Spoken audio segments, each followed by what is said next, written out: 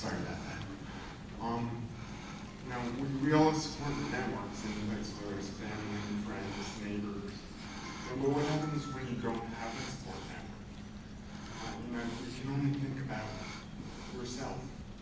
You know, no one's ever says you're concerned about, you know, where your next meal's coming from. You know, where you're going to sleep. And, you know, Portland cannot just provide housing. There must also be like a concerted effort, community support, social workers, you know, assistance, even from, you know, neighbors, talking about, you know, how to create a budget, how to stay in a house, how to keep it clean. You know, basic things like this. You know, Portland is different, and you know, being part of the community here is really valuable. You know, helping a neighbor if you're able. You know, recognizing yourself when you need help and being able to go out and ask and say, hey, you know, I really need this. You know, just a single candle can unite millions. You know, your example does set an example. And I know that we all can't be perfect all the time, and you know, we all have our own struggles, but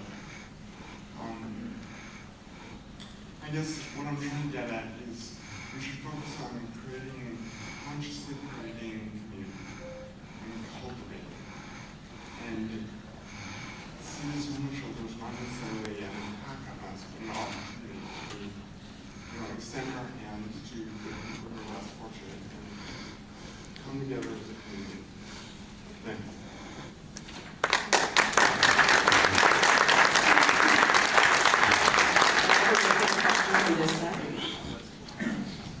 I want to thank the staff for coming out, the mayor, commissioner, chair, and transition projects, also to our facilitators and everyone else. My name is Alex Krebs. I own the Tango Studio, Tango Garantine, just a block away, kitty corner from the proposed shelter. I have two specific questions. One is, has the decision already been made to go forward with the shelter, or does the community and the neighborhood have any influence or say in that decision-making process?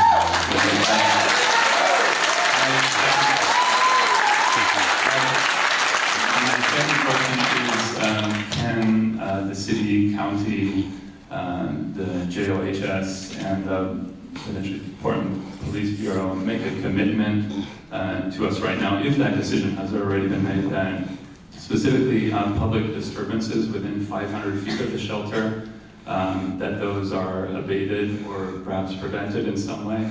According to a 1999 research paper by the Urban Institute in Washington, D.C., they cited that within 500 feet of homeless shelters, there was a large increase in public disturbances. We're not talking about high crime necessarily, but things like garbage, yelling, cussing, urination, things like that. I'm within that, I'm 350 feet away, and the thought of coming in at 10 a.m. in the morning and needing to hose down urine off my sidewalk is not pleasing. I agree that we need to find a solution. There is a problem in Portland, but specifically wanting to know, addressing this concern of public disturbances within 500 feet. I also went out to the Willamette Center today and the Columbia Shelter, and I spoke with neighboring businesses, What's New Furniture and Next Adventure, and they said since the Columbia Shelter had gone in, they weren't happy about the public disturbances that were occurring. Again, we're not talking about crime, but specifically how do we make sure the area is clean and safe within the vicinity of the shelter.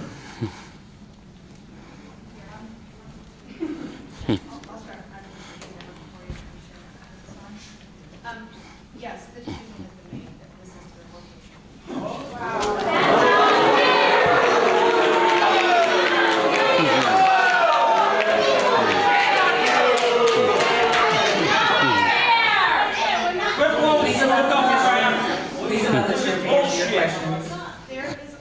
There are a lot of decisions that have yet to be made. This is part of the Why are we even staying and wasting our time? Let's go! The decision's already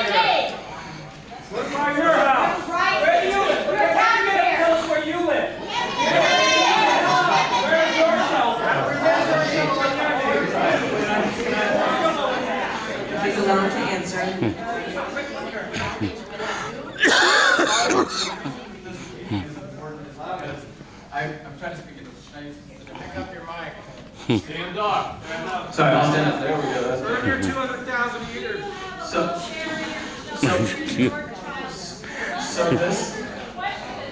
So the reason that this meeting is important is to get clarity around what we're talking about when we're talking about a shelter in this case.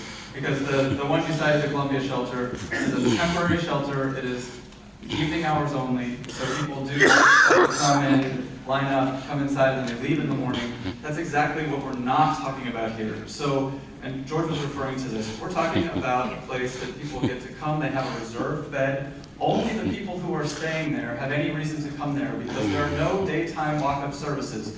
So that means there isn't going to be associated sort of camping close by. There aren't going to be those kinds of issues.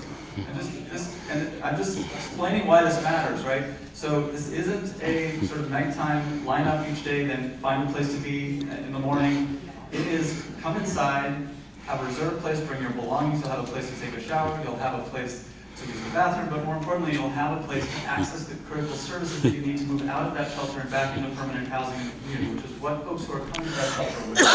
It's an opportunity for folks to rebuild their lives. They take that opportunity seriously. That's what we've got at the Lem Center, at the Discretion Women's Shelter. It is a different model of shelter than I think folks often have in mind, and I don't know what Urban Institute was looking at specifically in terms of shelter. In Denver. So I'm happy to go look at that particular article, but we are trying in the formulation of this shelter to address the very concerns that you have around, are there going to be spillover impacts for the neighborhood? And in developing the shelter in this particular way, we address a lot of those, and to be more specific and answer your question, we will absolutely work with you between now and when it opens to develop a public safety plan, to engage all the public safety partners and the neighbors and our stakeholders in the community area. We do care.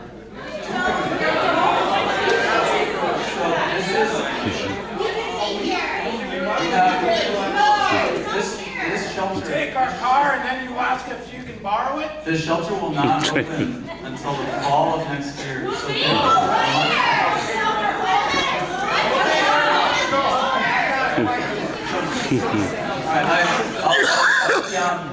but we will work with you on a public safety plan related to this shelter to address the kinds of concerns. I'm going to ask that everyone hold their comments so that the people in the queue have an opportunity to present the questions that they have. Thank you. Where are they gonna go in the daytime when it's closed? Stay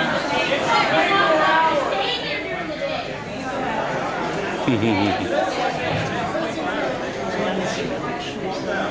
Please, let this gentleman speak.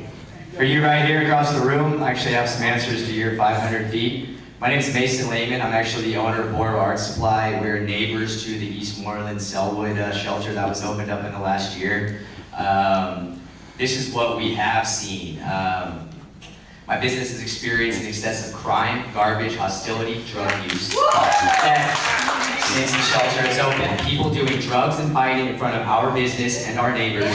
People stealing our property, of our customers and our own. We have multiple renters in the building. My business happens to be one of the bigger ones. But we have people in there with their livelihood stuck in 500 square feet, all their trade tools, and these things are walking off. I had a customer's car get stolen right in front of our business. He was only in there for 20 minutes in our store, came back out, his car's gone. Our business has filed multiple police reports with the city, with TriNet. We talked to them about the garbage being left out. We talked with the shelter. All right, we've talked to them many times, and none of this stuff happens. Nothing changes. We get tons of coffee cups, bowls of oatmeal littered all out front. We've opened our door to people doing drugs, vomiting.